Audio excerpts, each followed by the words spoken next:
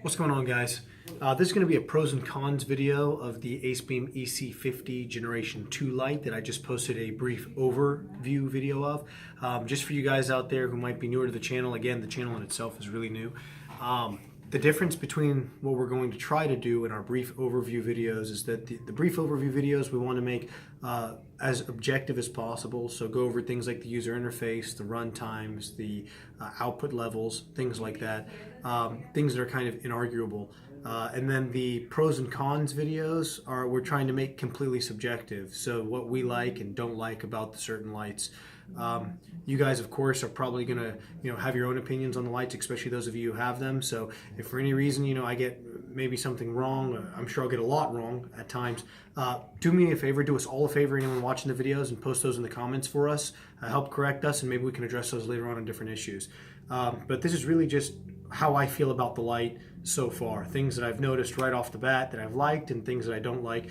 And also, it's important to note that all the equipment on the channel thus far has been paid for in full by us. So we're probably going to have a lot more pros than cons, simply because this was equipment that we actually wanted for ourselves in the first place, that we had a pretty good feeling about before we even spent our own money to buy the product. But anyways, going right into it, here it is. For starters, this is the first light I've ever had that I actually keep in the sheath. This isn't my EDC light. Not that you couldn't EDC it, but I keep it in the sheath. Try to keep it in my bag or in my glove box in the car. And here, of course, is the light. Just to show you guys, this is the Acebeam EC50 Gen 2 light. One cool designation between it and the EC60, the thrower version of this light, is that only this one is vented all the way down. The EC60 is a bit longer and has a solid bezel, up to this point a solid body, with only slight ventilations up top. So going right into it, guys, I've been using this light maybe 24 hours now, and for those of you who don't know, I really like to play with my lights a lot when I get them. And there are certain things that are just apparently good and things that are apparently not so good. First things first, as strange as this sounds, I'm going to try to start with the cons, but I might go back and forth between pros and cons as it comes to me. The side switch. The side switch has an awesome click to it. That is Moonlight Mode, by the way. It's got a really nice click to it, but the problem is, I don't know what it is, really. It's flush with the body, if you guys can see that. But I have never in my life, not to mention in such a short period of time, accidentally turned a light on as often as I have this one. Almost every time I pick this light up or even take it out of the sheath, it's an accidental turn on. So, and I think from other videos that I've seen on this light as well, they say pretty much the same thing. I don't know what it is, but it just seems like it's on a really good touch point to where it's very easily accessible, which can be a good thing, but it's also very easily turned on. So when this car is sitting in the holster most of the time, it's in lockout mode for me, guys. Which is one of the pros of this light, that it does have a lockout mode. That's super awesome. I wish more lights, especially lights that only had side switches, implemented lockout modes. I think that's really awesome. Going into another con of the light, guys, and this one really surprised me. I wasn't expecting this, and I would not have known unless I actually owned the light. But if you look here on the rubberized block for the USB charger, it's got a little tab here. And on this tab, if you can see that, it extends past the body purposely so it's easily accessible and you can grab that and pick it up. The problem is that, I don't know if it's just me or if other owners of this light are having the same problem, but when you hold this light, or even when I pull it out of the holster, or if I have it in a pocket, even now, just grabbing the light, I can feel this tab and maybe 3 or 4 times within 24 hours. Maybe it's just the pressure I put on it, but when I pick the light up, I grab this tab accidentally, and I've literally knocked this button, even though there's good retention to it, off of the USB charger. So I was even thinking myself personally of just cutting the tab off. I don't know if that'd work or not. I'm hesitant to do that, so I haven't done it yet. I probably won't do it, but I have thought about that. To me, guys, that's a huge con, and it's a huge inconvenience. I feel that little notch on the rubberized bit. You can probably, I don't know if you can hear that or not, but every time I pick up the light, I feel that, and it bothers me. Having said that, one of the pros to having this notch here and with it being rubberized is its location.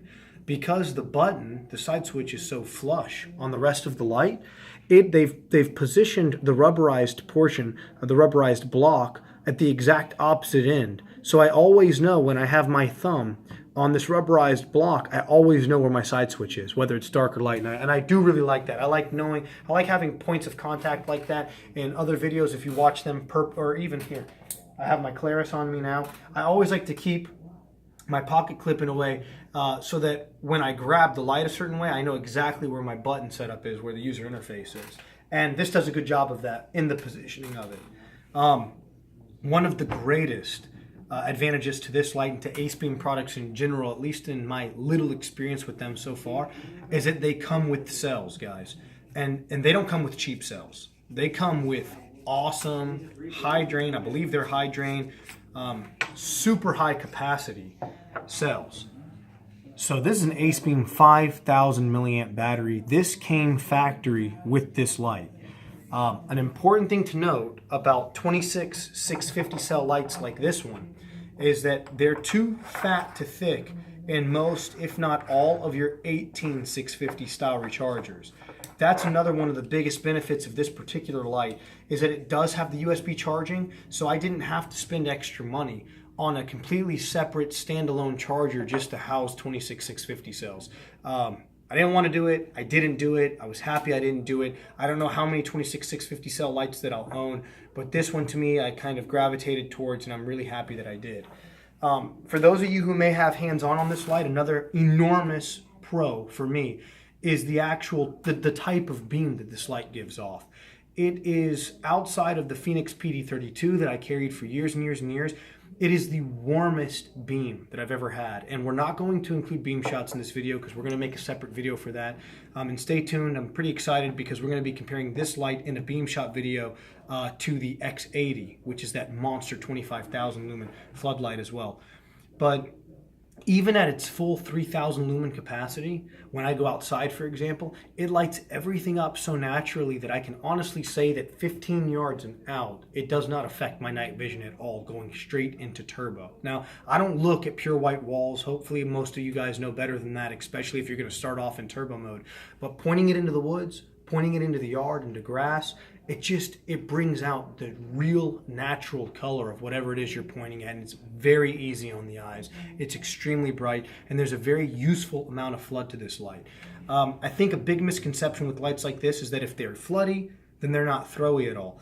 A few years back when the SRT7 by Nitecore came out, that's one of my reference point lights, you had just over 20,000 candela or an intensity, and that was a thrower for that time. And in my opinion, I still own the light. I love the light. It's definitely still a thrower.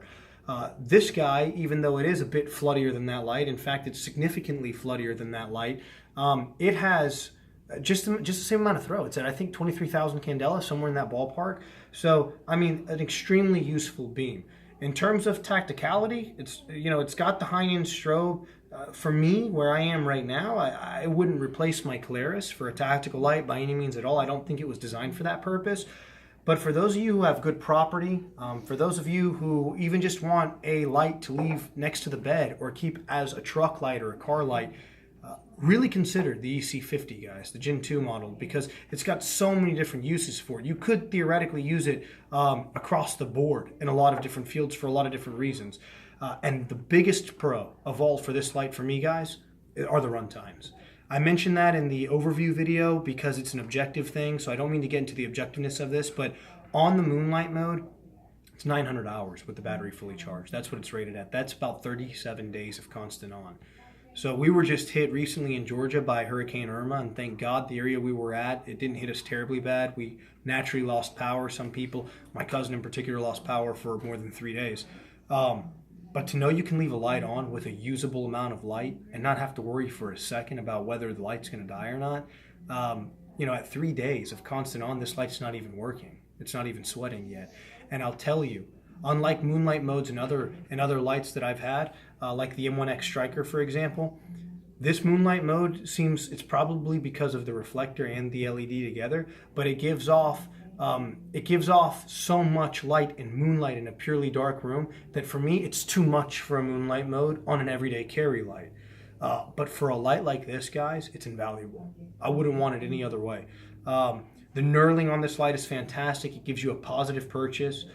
All in all, guys, in my experience so far, there are far more pros to cons on this EC50 Generation 2 light by Acebeam If y'all are in the market for something pocket-sized that's got tremendous capabilities, from run times to outputs, again, a 3000 lumen maximum turbo output, give this light a look, guys. It'll be a lot of fun. I think you'll be happy with it. Anyways, thanks for staying tuned. Stay safe out there. God bless.